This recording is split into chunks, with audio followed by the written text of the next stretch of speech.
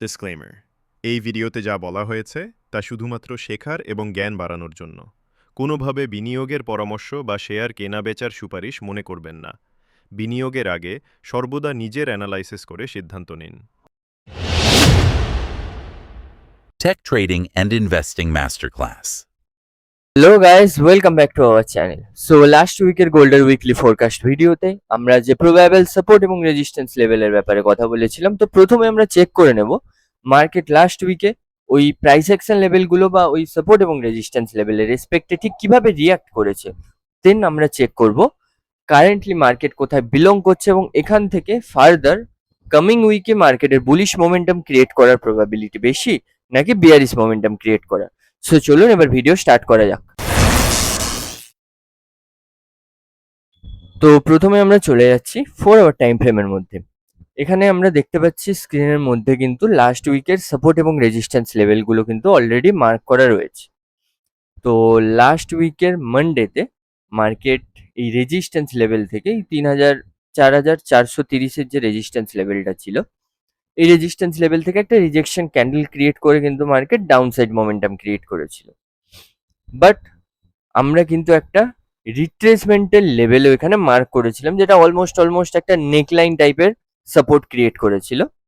তো ওই সাপোর্টটাই কিন্তু আমরা মার্কেটের জন্য বেস্ট রিট্রেসমেন্টের লেভেল হিসেবে মার্ক করেছিলাম এবং মার্কেট 4,000 450 অলমোস্ট যে লেভেলটা রয়েছে ওখান থেকে ডাউন হওয়ার পর কিন্তু এই 4,300 এই রিট্রেসমেন্ট বা এই সাপোর্ট লেভেল থেকেই অলমোস্ট সাপোর্ট নিয়ে কিন্তু মার্কেট বাউন্স ব্যাক করেছে এবং বাউন্স ব্যাক করার পর কিন্তু মার্কেট এই 4,450-এর অলমোস্ট যে রেজিস্ট্যান্স লেভেলটা রয়েছে ওটা থেকেও কিন্তু মার্কেট ব্রেকআউট করেছে এবং ওই ব্রেকআউটকে সাস্টেন করার জন্য কিন্তু মার্কেট ব্রেকআউটের জাস্ট পরেই ওই রেজিস্ট্যান্স লেভেলটা অবধি কিন্তু রিট্রেসমেন্ট করেছে এবং ওই রিট্রেসের পর কিন্তু মার্কেটের মধ্যে আমরা একটা ভালো আপসাইড মোমেন্টাম দেখতে পেয়েছি।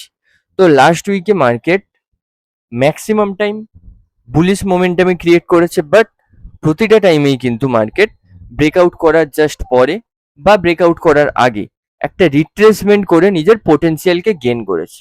তো কারেন্টলি মার্কেট যেখানে বিলং করছে ওখান থেকে নেক্সট উইকে বা কামিং উইকে মার্কেটের আপসাইড মোমেন্টাম যাওয়ার সম্ভাবনা বেশি নাকি ডাউনসাইড মোমেন্টাম ক্রিয়েট করার, এবং মার্কেটের সামনে প্রবাবল সাপোর্ট এবং রেজিস্ট্যান্স লেভেলই বা কোনগুলো হবে, চলুন এবার দেখে নেওয়া যাক। তো প্রথমে আমরা চলে যাব ডে টাইম ফ্রেমের মধ্যে।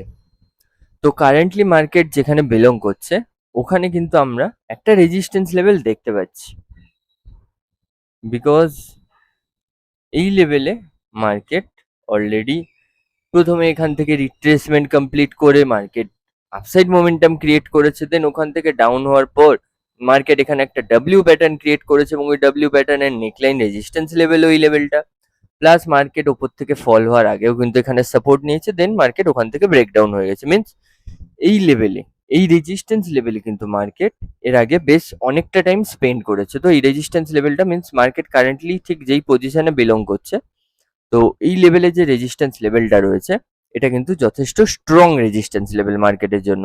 এটা অলমোস্ট ভ্যালিউ রয়েছে 4,610 থেকে 4,640-এর মধ্যে।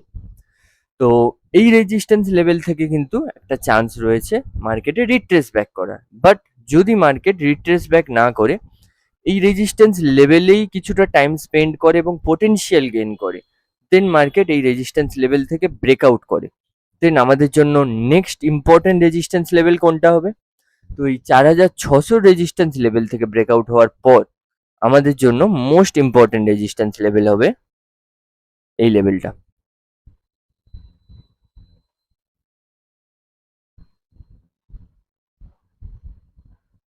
এটার অলমোস্ট ভ্যালিউ রয়েছে রাউন্ড ফিগারে 4,800।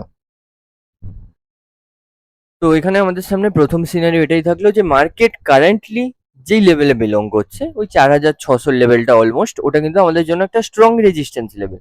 তো ওখান থেকে মার্কেটের কিন্তু রিট্রেসমেন্ট করার প্রবাবিলিটি রয়েছে, বাট যদি মার্কেট ওখান থেকে রিট্রেস না করে ওখানেই কিছুটা টাইম স্পেন্ড করে ওই রেজিস্ট্যান্স লেভেল মিনস ওই 4,600 রেজিস্ট্যান্স লেভেলকে ব্রেকআউট করে, দেন আমাদের সামনে next most important resistance level হবে 4,800 এর রেজিস্ট্যান্স লেভেলটা। তো এটা হলো আমাদের সামনে প্রথম সিনারিও। সেকেন্ড সিনারিও দেখার জন্য আমরা চলে যাচ্ছি 4 আওয়ার টাইম ফ্রেমের মধ্যে। তো ফরওয়ার্ড টাইম ফ্রেমের মধ্যে আমরা দেখতে পাচ্ছি মার্কেট কিন্তু এখানে ফরওয়ার্ড টাইম ফ্রেমের মধ্যে 4,600 লেভেলে একটা রিজেকশনের ক্যান্ডেল, একটা রেড ক্যান্ডেল ক্রিয়েট করেছে। তো যদি মার্কেট এই রিজেকশনের ক্যান্ডেলের সাপেক্ষেই ডাউনসাইড মোমেন্টাম ক্রিয়েট করে, দেন মার্কেটের জন্য সাপোর্ট লেভেল বা রিট্রেসমেন্টের লেভেল কোনগুলো হবে?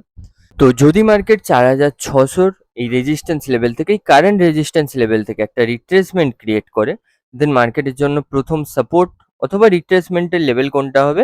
এই লেভেলটা। এটার অলমোস্ট ভ্যালু রয়েছে রাউন্ড ফিগারে 4,530। তো এই সাপোর্ট লেভেলে বা এই রিট্রেসমেন্টের লেভেলে পৌঁছানোর পর যদি মার্কেট এখান থেকে ডাব্লিউ প্যাটার্ন বা অন্য কোনো বুলিশ প্যাটার্ন ক্রিয়েট করে বাউন্স ব্যাক করে, দেন এখান থেকে কিন্তু আমাদের সামনে একটা সুযোগ থাকবে যে মার্কেট 4,600 এই রেজিস্ট্যান্স লেভেলটাকে কিন্তু ব্রেকআউট করে 4,800 রেজিস্ট্যান্স লেভেলের দিকে যাবে। বাট যদি মার্কেট এই সাপোর্ট লেভেল থেকে, এই রিট্রেসমেন্টের লেভেল থেকে বাউন্স ব্যাক করতে ফেল করে, মিনস এই সাপোর্ট লেভেল থেকে মার্কেট ব্রেক ডাউন করে, দেন মার্কেটের জন্য নেক্সট মোস্ট ইম্পর্টেন্ট রিট্রেসমেন্টের বা সাপোর্টের লেভেল কোনটা হবে? এই লেভেলটা, যেটা ব্রেকআউট করার আগে অবধি মার্কেটের কাছে ছিল রেজিস্ট্যান্স লেভেল, খুবই ইম্পর্টেন্ট রেজিস্ট্যান্স লেভেল, যার ভ্যালু রয়েছে 4,450। বাট কারেন্টলি কিন্তু এটা মার্কেটের জন্য ততটাই ইম্পর্টেন্ট সাপোর্ট লেভেল বা রিট্রেসমেন্টের লেভেল হিসেবে বিচার করা হবে, এবং এখান থেকে কিন্তু মার্কেটের বাউন্স ব্যাক করার প্রবাবিলিটি যথেষ্ট বেশি থাকবে।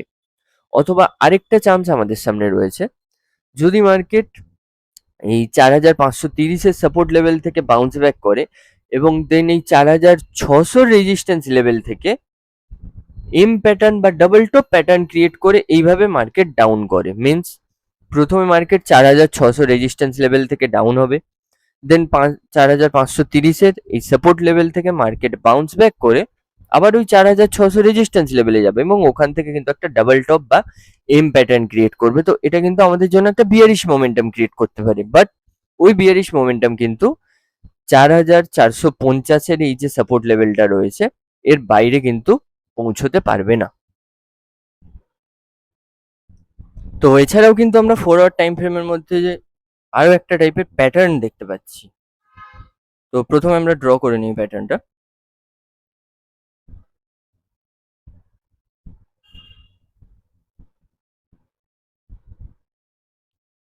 তো এখানে কিন্তু আমরা একটা রাইজিং ওয়েজ প্যাটার্ন দেখতে পাচ্ছি।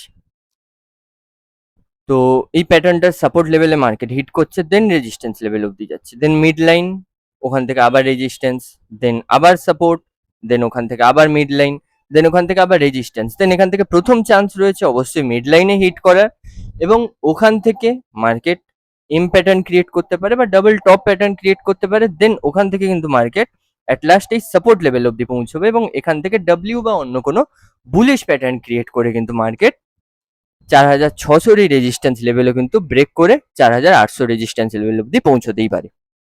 এই ছিল আমাদের নেক্সট উইকের সাপোর্ট রেজিস্ট্যান্সের প্রেডিকশন। তো যদি আপনাদের ভিডিওটা ভালো লেগে থাকে দেন অবশ্যই লাইক ও কমেন্ট করবেন, এবং এইভাবে প্রত্যেক উইকের প্রেডিকশন ভিডিও পাওয়ার জন্য আমাদের চ্যানেল সাবস্ক্রাইব করুন। Thank you.